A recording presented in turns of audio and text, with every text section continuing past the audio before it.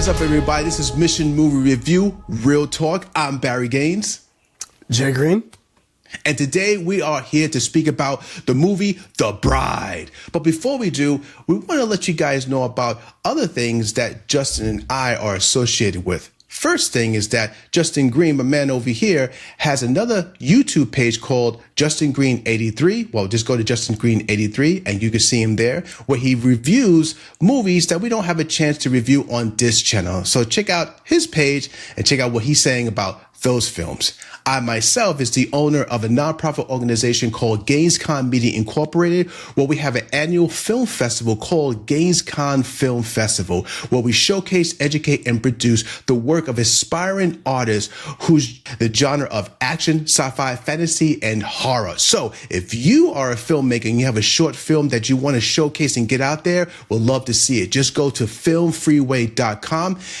to submit your work. We'll check it out and we'll let you know and have you on the big screen. So now let's get to the show, The Bride. So let Justin pop this off first. All right, so my initial thoughts and feelings, I enjoyed this movie, right? I thought that Maggie Gyllenhaal did a great job with the look and the aesthetic. When we reviewed Dracula a few weeks back, I said that a movie like this that took place back in the day, with everything that we got going on right now with streaming and different films coming out, it should have looked much better, a little bit more stylized, put us in that world. And I feel that Maggie Gyllenhaal did that for sure. The acting from everybody is phenomenal, right? You know, you got Jessie Buckley, who's up for Best Actress right now, Academy Award winner Christian Bale, killing it. You got some stuff with Jake Gyllenhaal up in there. You got Peter Skarsgård is in this, and he's doing great. Right. You got Penelope Cruz. So the acting is top notch from everybody. Everything is good, right? The story that we're seeing of Frankenstein and the Bride, if you will, from the trailers would lead you to believe that it's a bit of a Bonnie and Clyde style situation. We got a little bit of love, we got a little bit of gangster swag. It's in the 1930s, right? That aspect really, really worked for me. There's enough of it in there that makes the film work for me, right? However, thinking about it over the past couple of days, it does kind of go in different directions, and she is trying to say a lot of things. Now, while those things didn't completely remove me from the film, I will say that, and I said it in my review on my channel, that I wish it could have been maybe a little bit more streamlined and straightforward in regards to the love aspect and the Bonnie and the Clyde type swag, right? Because we are in the 1930s, there's some gangster type stuff going on, but it's a little bit in the background, and then it's kind of mentioned either sporadically through the film or just at the end and wrapped up like really fast. You dig? So it is a little bit all over the place in regards to that. Does go off the rails like just a touch here and there with some of like the dance sequence and things of this nature. Fun, cool to see, but does it really fit in the film? Maybe not so much. But again, for me, it didn't really take me out of the film completely. I still enjoyed it. But it's really the acting from Jessie Buckley and Christian Bale that sell this film, and it's the aesthetic that sell the film and the fun of that. Yeah, so I definitely think that it is worthy of a trip to the theater because female director, you got Frankenstein, great acting top to bottom, dope aesthetic. But if you know that, you know, some of those things might take you out, maybe wait for streaming. No, I agree, man. I really agree. I know that the critics were kind of split on this. I can see why. And when I saw it, I did enjoy it.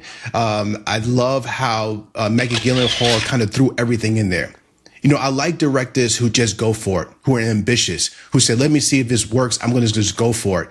The actors, Jessie Buckley and my man, did a great job with their roles. They weren't over the top. They were pretty much, to me, really grounded on where they want to go with each of the characters. You know, it's Frankenstein and, of course, the Bride.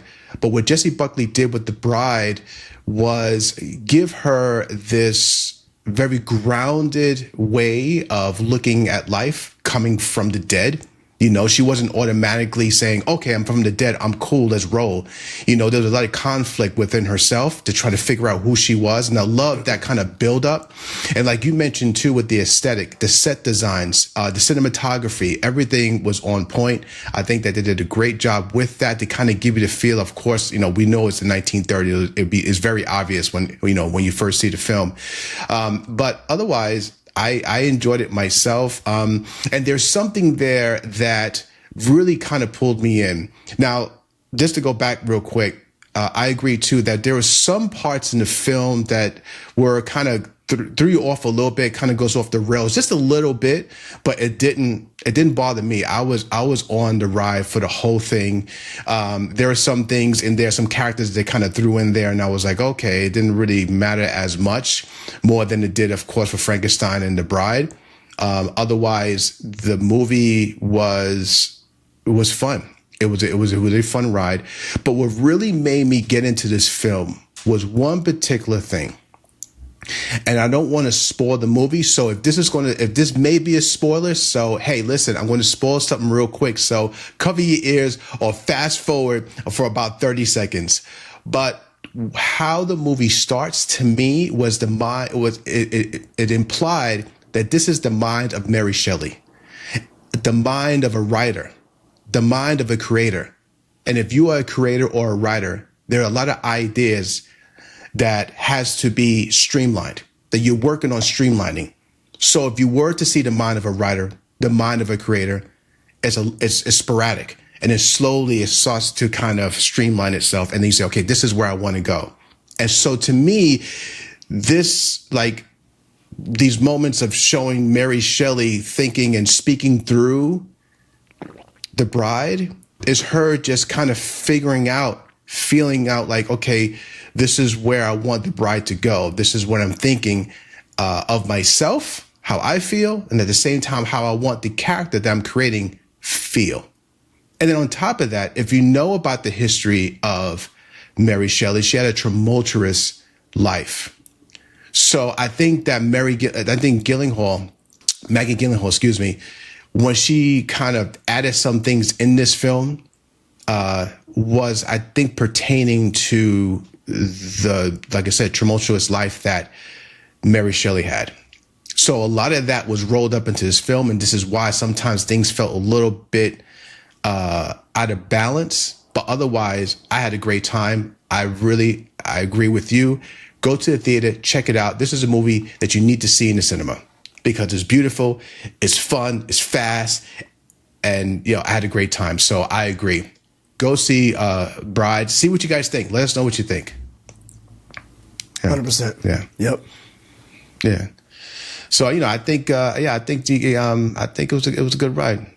What else, Jay? What else do you think you saw in this movie? Yeah, I would say that the Mary Shelley aspect of it is not a big spoiler. Obviously, they don't showcase that in the trailer, right? But when you think about certain films, like things that I've heard of, if you think of Dune. And there was another movie that maybe just recently came out. Maybe it might have been The Long Walk. I can't remember. But there's like certain movies where people will say, how would you film this story? How would you film this because of the intricacies of the story, right? And so like what you're talking about with a creator and your mind is going like all over the place and you have to sacrifice certain things for the story to be streamlined and to maybe work for the mainstream audience. So if Maggie Gyllenhaal, if this is I think her second writing and directorial debut, right? Right. She's trying to put a lot in there and she's trying to do it kind of from the creator's standpoint. So that is ambitious and it's not always going to work. And I think that there's other movies that have come out in recent time that have been very ambitious that was just like, okay, literally too much. Like a lot of things didn't work for it. Could have been the acting, the direction, whatever it may have been.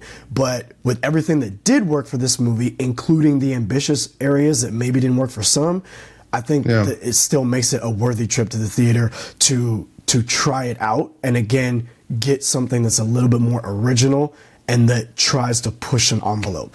Because a lot of movies do play it safe. They try to hit all four quadrants, you dig? Right. And then people, are not happy with the variety that we get. So this is definitely something unique in itself, I feel. So I definitely think that it's worthy of a trip to the theater for that. Yeah, no, I agree too. Yeah, I agree too. And like I said before, it is ambitious. But, when you look at the movie as well, I think that, I think Maggie did a pretty good job for what she had. Number one, like you mentioned earlier, this is a woman director with this budget. And unfortunately, Hollywood doesn't give a lot of women directors that much money to do ambitious work. And those that have a chance to get that opportunity they take it and they run for it and they give it all they got. And a lot of times it does well, because you look at Nia DaCosta with 28 Years Later. You look at this one, The Bride with Megan Gyllenhaal, ambitious, money, pushing it, showing the world, hey, listen, man, we can make some really badass films. And as you mentioned before too, we all are looking for original content. I don't care what side it is coming from, how's it coming in. If it's ambitious and it's original and it's fun, let's go for it, man. Because, you know, a lot of times these movies will come out and then later become classics. How many times we've seen that? It does terrible in the theaters or people don't understand it. Then later on, you're like, hey, you know what? That was a pretty good film. And next thing you know, it's a freaking cult classic and everyone's trying to get the Blu-ray or something. Yep. So, you know, and these could be one of these. And being that Jessie Buckley is now nominated for an Oscar for Hamnet, you know, if you don't know anything about Jessie Buckley, in which I got to be honest, I didn't really either. But seeing her here in The Bride, because I did not see Hamnet, although I wanted to. Killing it. I know it looked like she was, and I didn't have a chance to, and I really wanted to see it. But her showcasing herself with The Bride, to me, I'm like, okay, I see why. I also will say this, is that like the way that Maggie Gyllenhaal does the Mary Shelley and then, you know, The Bride type situation, the way that Jessie Buckley has to play that at one point in time, you know, she's kind of like showcasing Mary Shelley in a sense, and then at one point in time, you know, she's on The Bride. She's on The Bride more than anything, for sure. But her ability to play both of those aspects is super flawless. So even if it didn't work for you, it's not such a bad performance that it's like cringe and you're like, oh my God, not only does this not work for me, but it's also a cringe performance. No, it's an amazing performance. So even if you ain't feeling the aspect of that, you're there just watching, again, a masterclass in acting with this chick being able to play like kind of two different personas. Yeah. So that, again, there's a lot to see, and there's like, you know, some stuff that may, whatever, but it's a good movie. It's true. It's true. And, you know, and I noticed too in the movie that Maggie threw in some names for characters that are the real names of the actors. Like there's, you know, there's a part where, you know, Frankenstein said, hey, listen, I'm going to call you Penelope. Well, Penelope Cruz is in the movie. So she played it with some people's names in there and threw them in there, you know. So that was a cool little like Easter egg, you know, that I caught. But otherwise, man, yeah, I agree. Everyone out there, you know what? It's not like it's a bad movie. You know, you may hear a bunch of, you know, different opinions on the film about it goes here, goes there, tries too hard. No.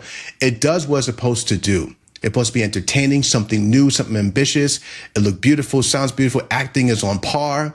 So if you're looking for like a fun ride and something new, go see The Bride in the cinema. We really do recommend. So we're not saying it's the best in the world and it's Oscar worthy. We're not saying that. We're just saying that, hey, if you're curious about seeing it and you're not too sure, we say, yeah, go see it and let us know what you think. You know Plus, do your resurreach, because I guarantee these are going to be some Halloween costumes coming up this year. Oh, yeah. Definitely. Yeah, no doubt. Because the fashion is hot on this one. The fashion is heavy on this one. So, definitely. So Halloween's coming, so you can obviously see some Brides and some Frankensteins this year. Easily. No doubt. All right, everyone. Thank you so much. If you made it this far in the video, we appreciate all your support, and go ahead and subscribe. This is just click onto that bell so you know when we have new material, and we hope to see you guys in our next one. All right. See you. Peace. Holla.